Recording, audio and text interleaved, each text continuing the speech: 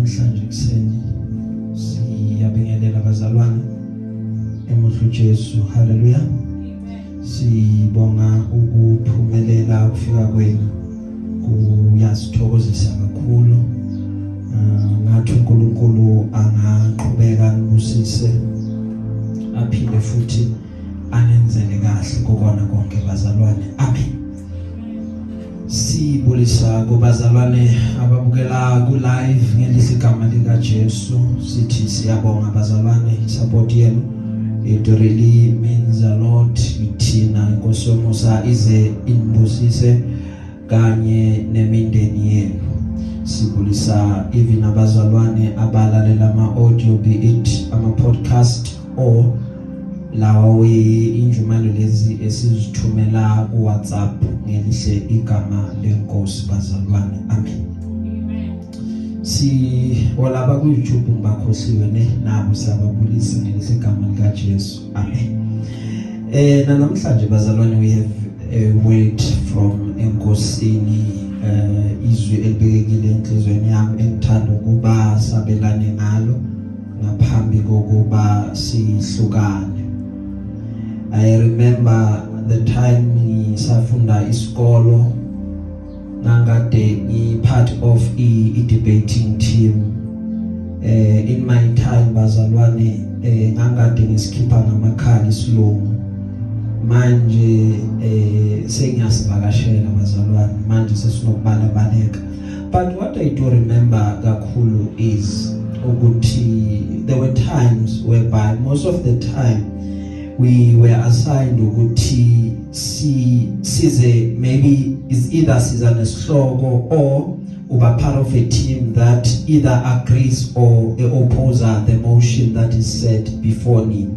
And in that space of time isikhathi esincane nje mhlamba kunikeze lo 20 minutes kumele kuba uhlanganise something that you will come and deliver in that very short space of time. Kungasiyo into ukuthi uzoye ekhaya uyicabanga uhlele, but it was something that had to be instant.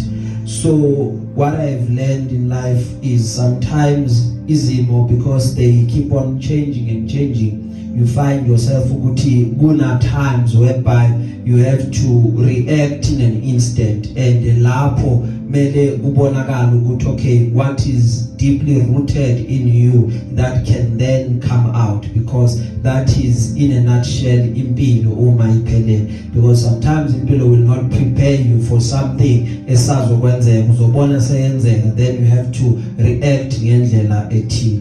So during those times, during those days, I learned to prepare things in an instant, to be ready to come and deliver presentation, deliver it kahle uqede. Kwesikhathi you have to teach other people to ukuthi benze lokho. And then as isikhathi hamba, you develop, you learn. Once you learn, ufunda ukuthi you need to prepare things in advance. So the more you prepare things in advance, still kuba khona ama predicaments avelayo avukayo endleleni lawa unplanned or unprepared, then lapho kudingeka ukuthi wenze izinto in an instant.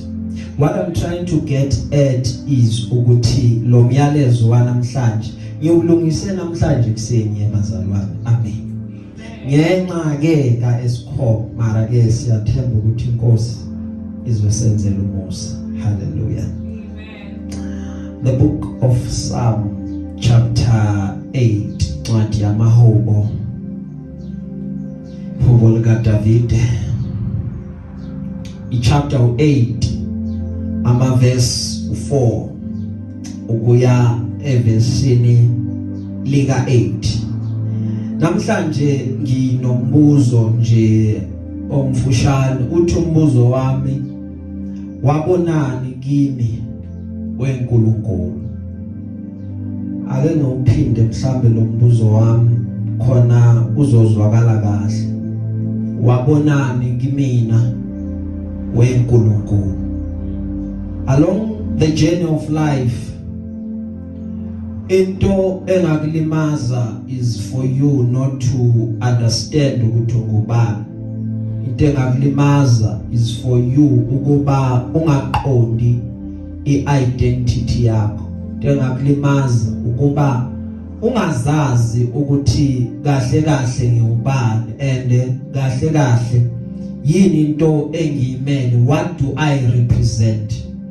Once waziqonda ukuthi ungubani and what do you represent, then abantu they will begin to understand you.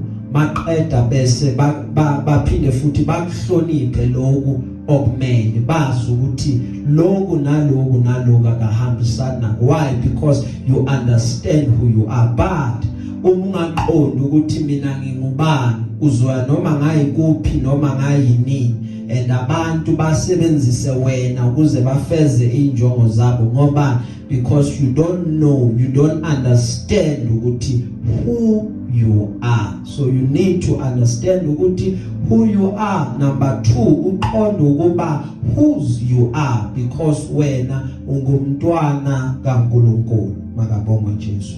Amen. Cela iphethe bazalwane ngesilungu asifundele incwadi yamaHubo ichapter 8 amaverse 4 amevesini lika 8.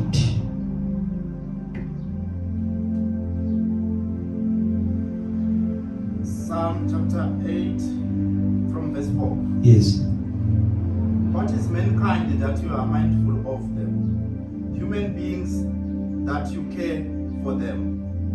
You have made them a little lower than the angels and crowned them with glory and honor.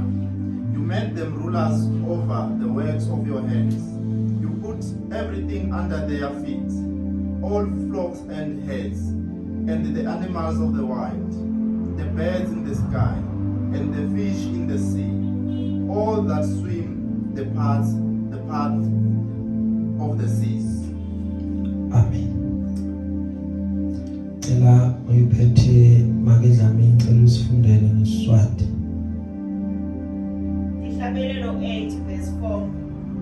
Pho umuntu abeyini ke kuthi ungathimane umkhumbulo. Nemvodzana yemuntu beyini ke kuthi ungathimane uyinakekele. Lowo umele wacishe wabangangawe Nkulunkulu. Wamethwesa umchele webukhosi nelutfu. Umele abuse etiwemisebenzi yentanda takho. Konke wakubeka ngaphasi kwetinyawo takhe. Tonke timfu netinkomo tonke, yebo netilwane tesiganga, tinyoni letindizako, netinhlanti telwandle, nato tonke tidala taselwandle. Amen.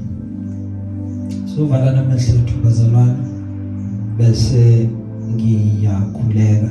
Amen. Father God Almighty, your word is alive and active, sharper than any double-edged sword. Siyabonga ke namhlanje liphumile Nkosi, liphumele thina. Father God Almighty, khuluma ngalo, uqondise ulaphe ufundise.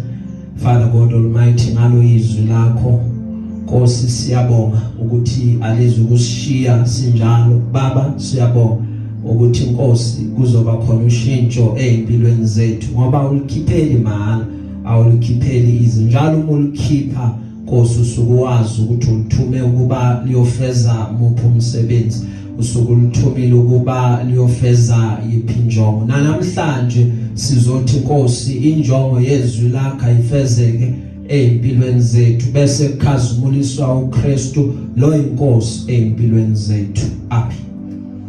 La sifunda khona yebazalwane incwadi kaDavide, ihubo lika Davide albhalayo. Davide une concern, ngithanda kakhulukazi ngeSiswati, ithi ngeSiswati umuntu umenzile wacishe walingana nawe. We will remember encwadini kaGenesis, that is the book of beginning, uma ethi uNkulunkulu asenze umuntu ngumfanekiso wethu maqeda bese uyasifuza ufana nathi. Now uNkulunkulu lapho vele ubekade enikeza umuntu that divine authority, wamenza umuntu wafana naye, umuntu resembled uNkulunkulu ngokupheleleyo. But ngenxa yokuthi uNkulunkulu mkhulu kunomuntu,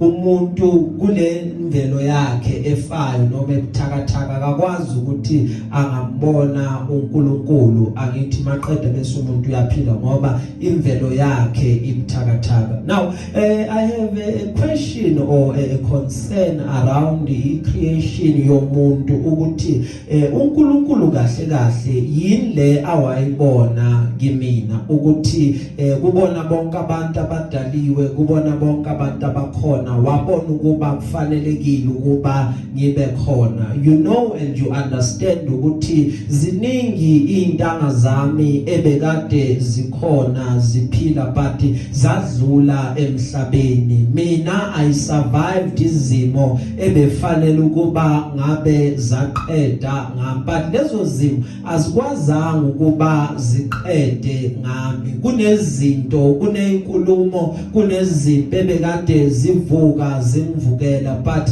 neither of them was able ukuthi ifike empilweni yamaqeda ishaye in the end. And kuyamangaza ukuthi ngiyaqhubeka ngiyibona ngikhona, ngiyibona ngiyaphila, ngoba la ngizule khona abanye abantu abazange bakwazi ukuthi basurvive, but kimina umusa iwona owalile ukuthi kuphele ngama, kubuzange ukuthi bese kuyaphela ngami. Now that is why nginalo mbuzo ukuthi Nkosi kumina wabonani, ngoba uthi obhala incwadi yamahubo kahle kahle Nkosi uyini umuntu ukuba ingqondo yakho igcwale imicabango ngaye.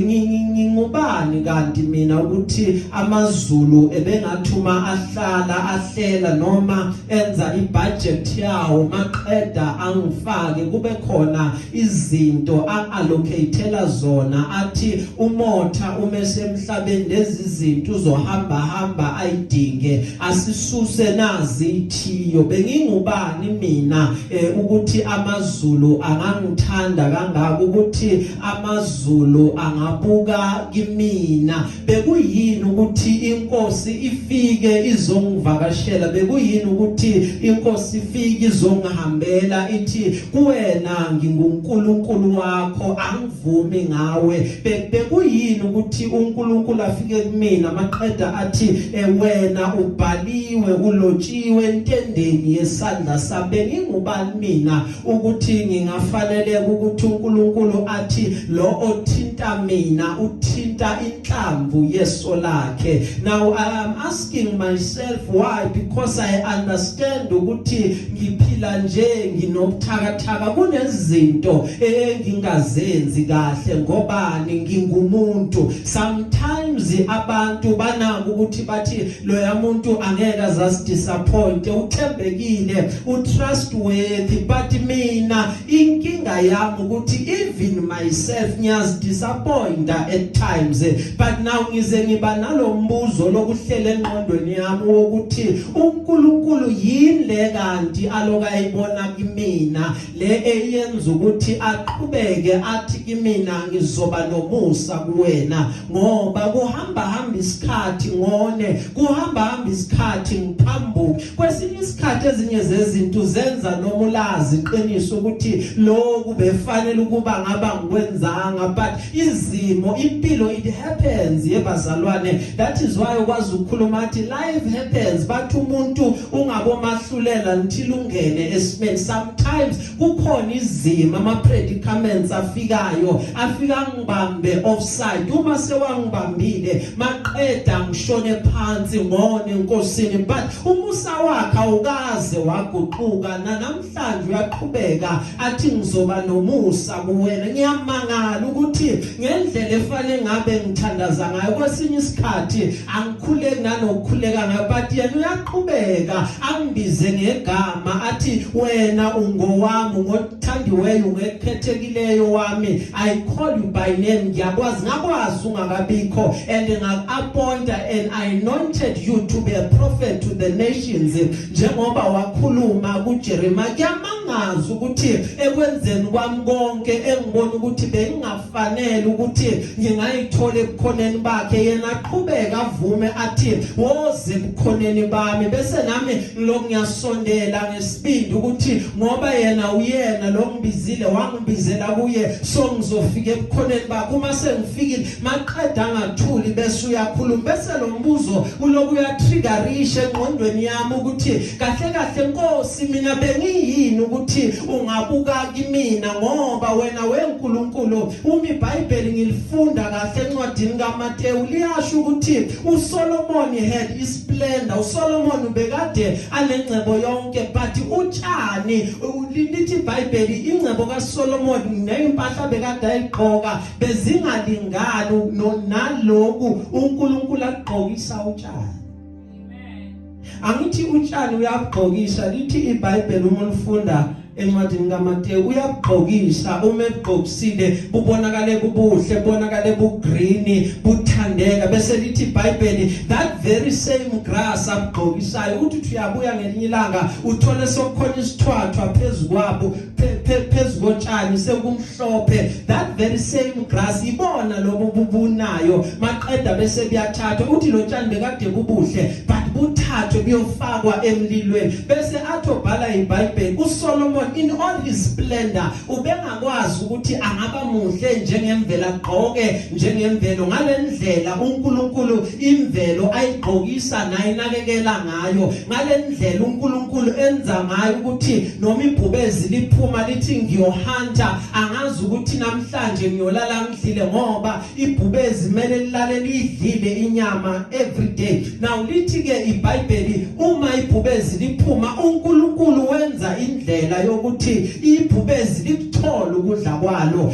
ngoba uNkulunkulu obonelela. uNkulunkulu wenza ukuthi inyoni engavune engatshali zikuthole ukudla kwazo, ngoba uNkulunkulu wenza njani, obonelelayo. But mina nginombuzo ukuthi njengoba eqhubeka enakekela yonke indalo, enza make sure ukuthi lokhu kuyakuthola ukudla lokho efanele ukuba kukudle, nami uNkulunkulu eqhubeke angenzela izinto ukuthi nami I do get lokho efanele ukuba ngikuthole. Bekade ngiyini ukuthi uNkulunkulu angangithanda kangaka, bekade ngingubani ukuthi uNkulunkulu angangenzela umusa kangaka, ngoba uthobhala incwadi yamaHubo ungenzile ngaba mancanyana nje ngaphansi kwaNkulunkulu. Enye translation ithi ungenzile ngaba nje ngaphansana nje kweingelosi. Ngobani? Ngoba mina ngine authority anginikeza yona. That is why lithi iBhayibheli I am crowned with glory and honor. La ngihamba khona inkazimulo yakhe yabonakala kumina ukuthi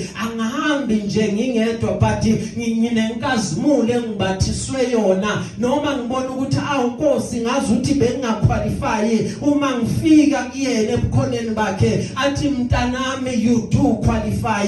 Ngithi Nkosi why ubuke ngakumina? Athi it is because ngiyakuthanda. Now that is why ngifuna ukuthi utholakala usebukhoneni bami. That is why ngim understand u316 uma ethi ngokuba walithanda kangaka maqeda wanikela ngendodana ezelwe yodwa, ukuba uma mina nje ngikholwa maqeda ngingafi bese ngiyephileni. Ngiba translated from ukufa to life. Hallelujah. Wabonani kumina uNkulunkulu.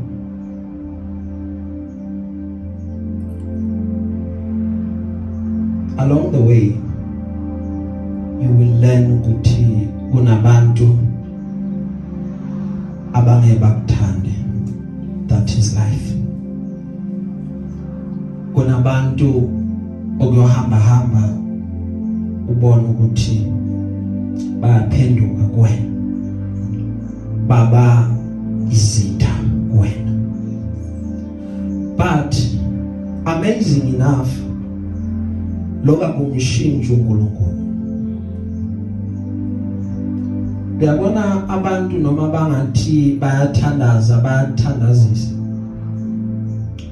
you need to understand ukuthi you can never really know ngokuphelele ukuthi imikhuleko yabo ithini. Ngiyaye ngithi mina uma ngikhuluma kunabantu abathanda opposite yalento esiyifunayo. Because why? Bangabantu. You need to understand that. Each and every time you have to deal with umuntu, you need to leave a room for a disappointment. Ukuthi kungenzeka angiphoxe ngoba umuntu ngoba unobuthakathaka. That is why ngibuza umbuzo ukuthi we-Nkulunkulu wabonani kimi. Ngoba sometimes kufika isikhathi la ufuna ngenxa ye-pressure ufuna ukudedela uyekele konke uthi lento kusizana isebenzi, but kube na that still small voice ethi qhubeka umvuzo ungaphesheya, bese uyaqhubeka ngobani kunento ekhuluma kuwena.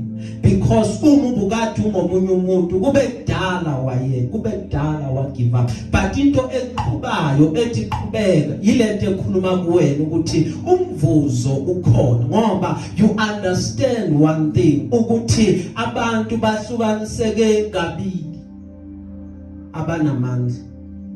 Lithe iBhayibheli mkhulu lo ngakithi kunaloyo losizweni. Hallelujah. Amen. Now I have a question. Ukuthi Nkosi wabonani kumina? Ngingubani kanti mina? Okay, asiphendule lokho bese siyaqhubeka. Uma uNkulunkulu engichaza mina, uthi uNkulunkulu mina ngiwubupriest bobukhosi. Uthi uNkulunkulu ngiyisizukulwane esikhethiweyo.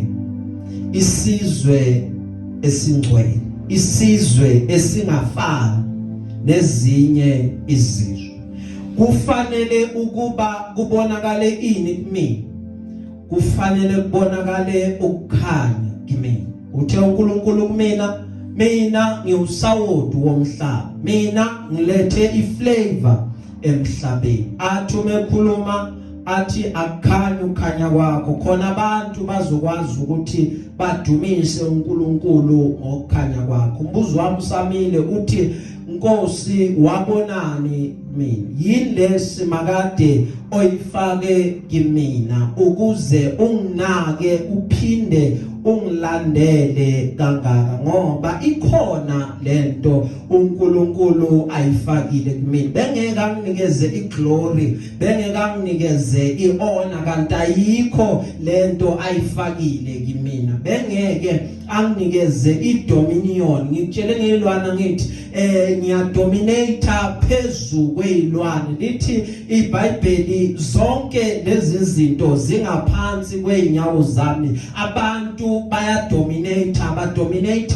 kuyona yonke imikhakha. They rule and they dominate. Ingani? Ngoba kunento kumuntu efakiwe. Kuzubone the power of domination kumuntu. Abantu ilwane bayayithatha bayivalele njengase Kruger National Park. Kube khona ama-ranger lawa ahambayo, uma ehamba anibonise nalibhubezi nayi ini. Yibona banamandla over lezi ilwane. Yibona futhi abantu abanamandla over ilwane ngoba baphinde babe abomelusi beilwane. Asikho nesodwa isilwane esinamandla ngaphezu komuntu, but umuntu unamandla phezu kwezilwane. Ngoba unikezwe idomination. Indalo yonke umuntu unamandla phezu kwayo. Indalo wena fanele ukuba ubuse phezu kwendalo, hayi ukuthi indalo ibuse wena. Ngoba you have dominion. You can dominate zonke lezi zinto zilalele izwi lakho. That is why you need to understand and know ukuthi kahle ungubani. You need to have izinto that you declare ngowakho umlomo ukuthi mina ngiyinabo lokho angikwamukeli ngoba mina ngisiyiko lo. Maqeda lezo zinto uNkulunkulu has assured us ukuthi konke that you shall declare it shall be established. So ungangabazi ukuthi ungubani ngobani. You have glory, honor, power and dominion phezu kwempilo yakho uNkulunkulu akunikeze yona. Now lithi ke iBhayibheli silifunda abazalwane sesiya ekugcineni umuntu has power, umuntu has dominion. Question comes futhi, uNkulunkulu wabonani kimi? Yini inkosi ungilandele kangaka? Lisho njalo ngilasifunda khona lithi inkosi yini ukuba ungilandele kangaka? Uyini umuntu ukuba umnaki? Ngiyini inkosi ngoba sekuyakhanya kumina ukuthi angifani nendalo, kunomehluko. Ukhona umehluko khona. So it is evident to me ukuthi I am different. So yini lenkosi owayibona kumina? Ngoba yebazalwane uNkulunkulu uyalandelelana. uNkulunkulu umuntu uyamlandela. Hallelujah. Ngoba kunento kumuntu, kunento efakwe kumuntu. Glory be to God. Amen. Yini efakiwe kumuntu?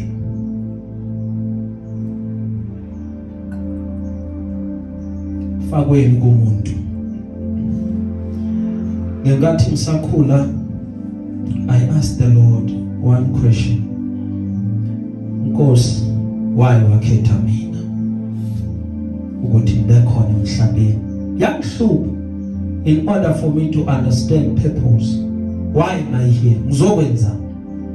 Because ngimtshelile ngathi baningi abasala endleleni. Baningi abashona. Baningi abangasekho. Izintanga zami esikhule nazo. But mina ngaqhubeka ngaba khona. Kungani? Ngayibuza umbuzo ukuthi Nkosi why? Ngahamba ngaya esikolweni, ngathatha course, ngabona futhi one thing ukuthi siqala sibaningi course yebazalwane, siqala sibaningi. Uthi ufike eclassini uthola iclass igcwele. Uma sowufunda ngaphezulu, e-high school vele nihlala nigcwele nibaningi nje nize noqeda. But once you ufunda emabangeni aphezulu, you will realize ukuthi course niqala nibaningi. But mase niyoyiqeda kunama course oyifunda for 3 years. First year class igcwele, second year yaphunguka, third year seniyifew. Then you understand ukuthi ezinye zezinto akuzona zawonke umuntu. Ezinye zezinto ezabantu abathile uNkulunkulu abakhethile ukuthi lo muntu will oversee, uzoqhubeka kujeni azayoyiqeda. Yini leyo ifake kumina? Nginani kanti? Because lento ikhona kumina, ngiyayizwa usuku nosuku. Iyona kanye le ngavuma ukuba ngithule noma ngithi ngifuna ukuthula, ayivuma ukuba ngithule ngoba lento ingaphakathi kumina. That is why angiyenzeli nama excuse, ngifuna ukuthi lento ivele so that kuzobonakala ukuthi angihambi ngedwa ngempela, kunoNkulunkulu engihamba naye. So everyone must know ukuthi ngirepresenta amaZulu ngokuphelele. Yini inkosi loyifake kumina? Ngoba ngiyangazama nami empilweni njengawona wonke omunye umuntu onayo lento yokuthi uma ubona ukuthi ngibiziwe maqeda uthi ngizobaleka. Ngiyangayizama nami yona leyo ukuthi ake ngisuke nje ebukhoneni bakho maqeda bese ngiyabaleka. But uthi obhala incwadi yamaHubo, uNkulunkulu ungizungezile emuva nangaphambili, maqeda wabeka isandla sakhe phezulu kwami, maqeda buza umbuzo futhi athi ngingakubalekela ngishone kuphi? Ngoba noma ngithi ngikhuphuka intaba wena Jehova lapho, noma ngithi ngishona ngaphansi kolwandle wena uNkulunkulu ngifika khona, maqeda bese ngiyakuthola. So angikwazi ukuba mina ngingakubalekela ngoba eBhayibhelini angithi uzokhumbula kunendoda eyathi yambalekela, ithi ibalekela icebo layo, bayithuma ngapha yona yashona lena, but yangena elwandle yagibela isikebhe esirong. Uma isigibelile isikebhe esirong, uNkulunkulu wathi Jona uthi uyabaleka mkhonzi, woza la na umoya, waphonsa umoya. uNkulunkulu wahluleka ukubaleka uJona ngoba kuneceba lifakile. Wayeboneni uNkulunkulu kuJona ukuthi aloka amlandela kangaka, ngoba uyakhumbula uJesu ehamba ezongena eJerusalem, lithi iBhayibheli bandlala lapho phansi bakhumula ingubo ingubo zabo badlala even ama-leaves maqeda uJesu wangena bathi haleluya hosana kweliphezulu maqeda bakhuluma bathi kuyena tshela labantu bathule wathi uJesu mekhuluma uma bethula labantu bengadumisi uNkulunkulu akaswelanga uzovusa amatshe now yini kanti le eyenza ukuthi uNkulunkulu abalandelela abantu abathila loke bafuna njengoJona angenzi lokhu uJesu akushila athi indalo yonke iyakwazi ukuba imdumise uma ngekho umuntu ozomdumisa ngoba uNkulunkulu uyakwazi ukuthi avuse omunye umuntu espacing sakho now the more ukhula you will learn and realize ukuthi wena you are not indispensable you can be replaced kube khona umuntu futhi uzoyenza kangcono lento oyenzayo afike nje ekseni badolo bekalabe kadlala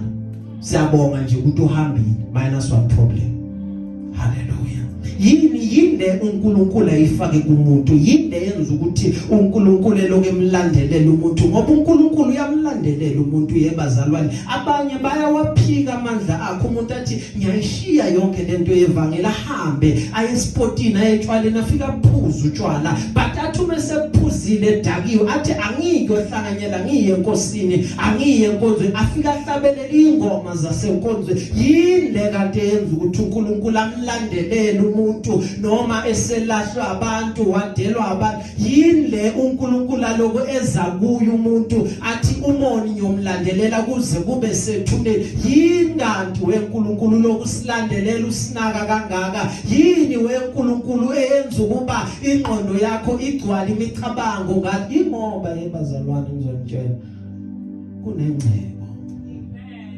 efakwe ngaphakathi kuthina uma ufunda iBhayibheli lithi sinengcebo iseyitshengise bomba amen glory be to God amen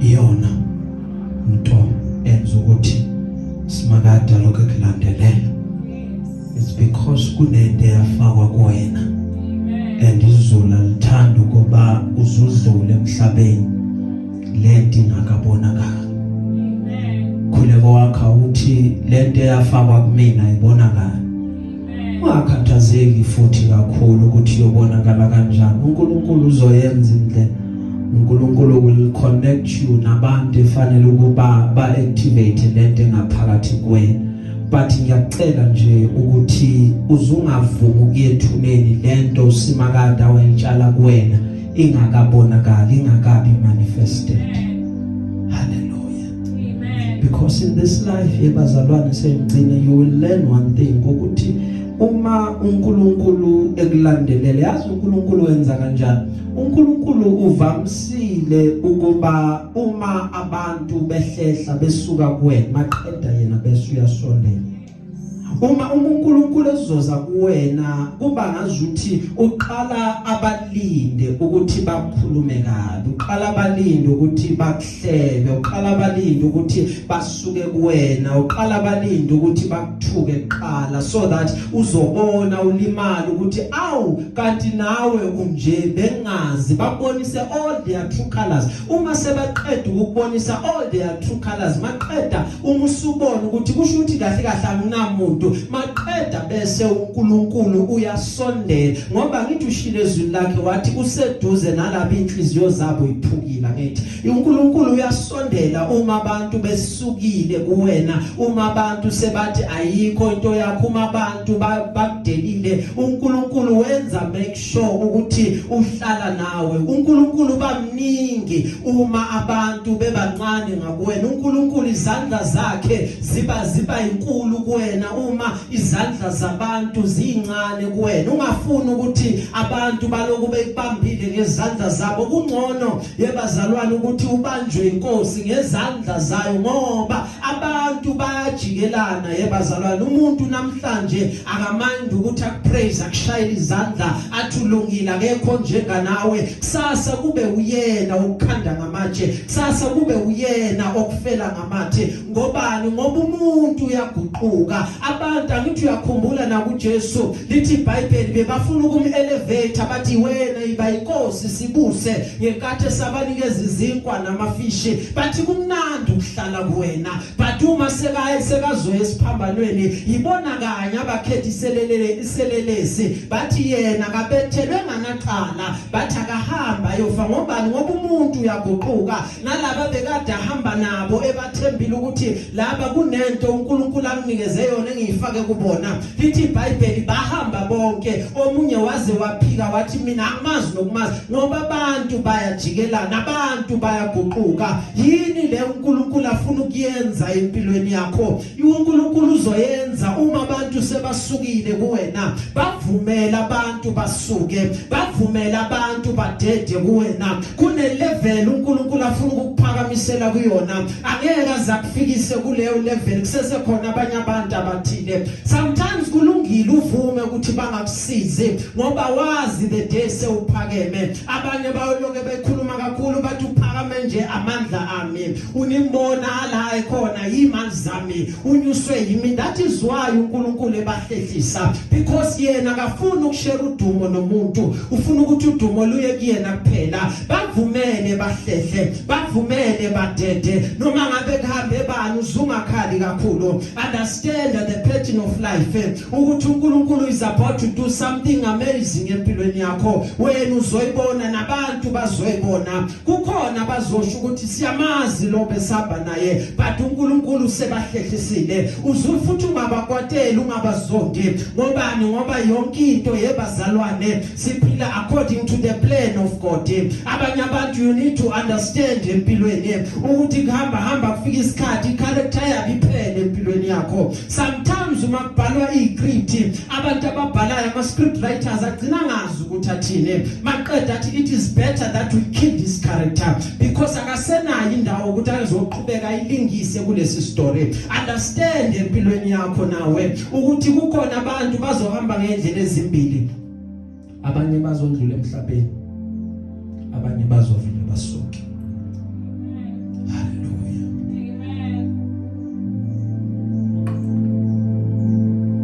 nohlobo lwabantu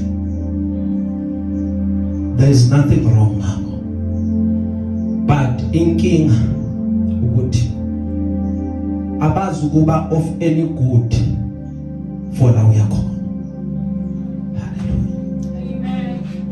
bavumele basuke vumela uNkulunkulu enze umsebenzi hallelujah amen because impilo siqala nabanye siqhubhe nabanye siphinde futhi siqede nabanye that is the pattern of life ufuna ukuthi semgcina yebazalwane uNkulunkulu ukhanda amasu uNkulunkulu wenza indlela ukuthi lodelwa abantu lolahlwa abantu angakumlahlwa kuyena bangahamba bonke uma uNkulunkulu nezinto zonke bakhulule enhlizweni yakho understand ukuthi izulu liyacabanga izulu nemicabanga emihle ngawe izulu lifuna ukubona uphumelela lento uNkulunkulu awayidala wathi izokwenzeka angikhathaliseki ukuthi ubani khona abakhona babonga ukuthi uNkulunkulu ukhetha ukuba babe khona to witness amandla akhe kweyakhe impilo glory be to God Nkosi yomusa izembosise bazalwane amen